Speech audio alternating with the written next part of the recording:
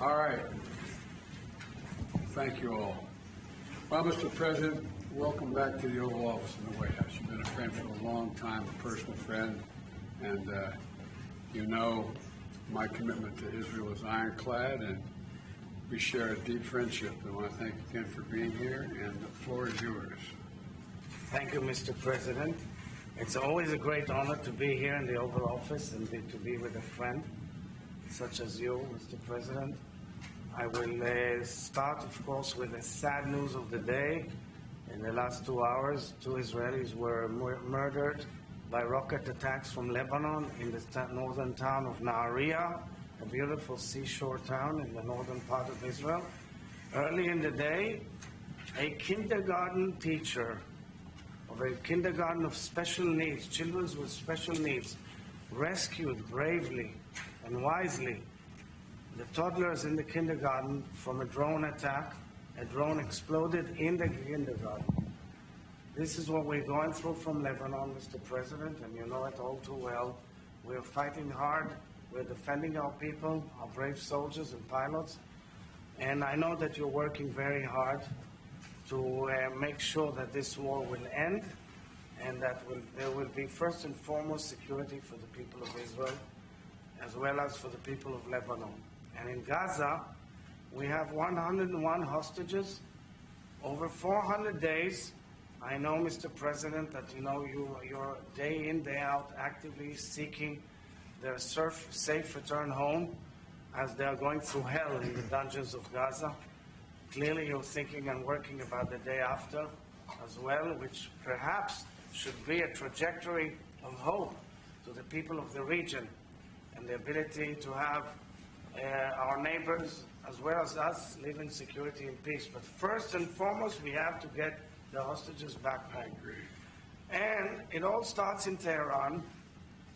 It all starts in the Empire of Evil, where in Tehran, with its proxies, they are doing whatever they can to derail stability and security and peace, calling for the annihilation of the State of Israel and seeking nuclear weapons.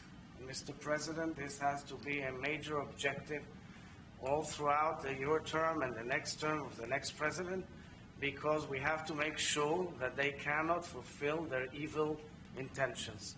They're also a major engine of anti-Semitism, Mr. President, and I know how much you put a focus on fighting and combating anti-Semitism.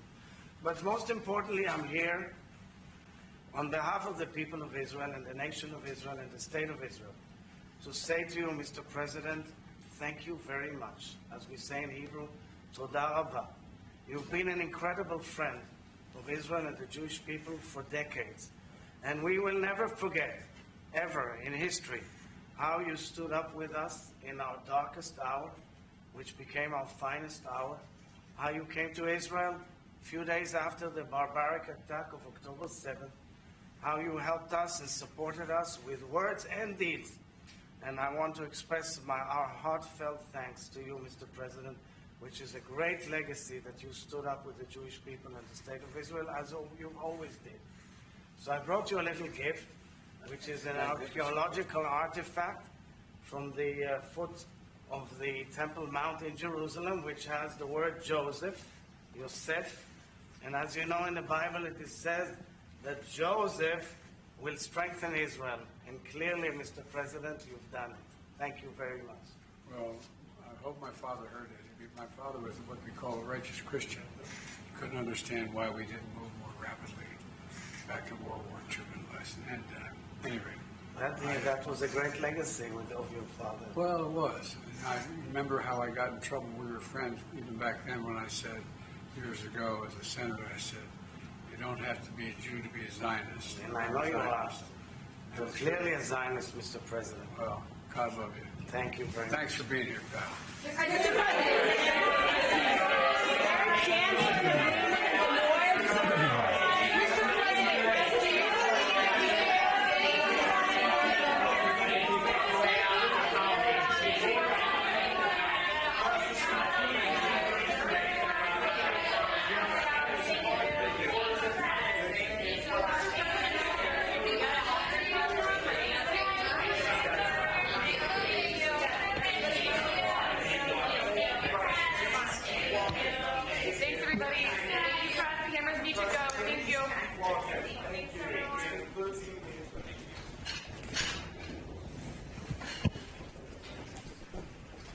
That's the most effective strategy.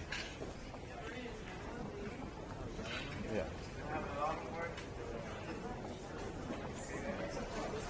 If it's silent and you hear the question, you have to decide not to answer it. That's news.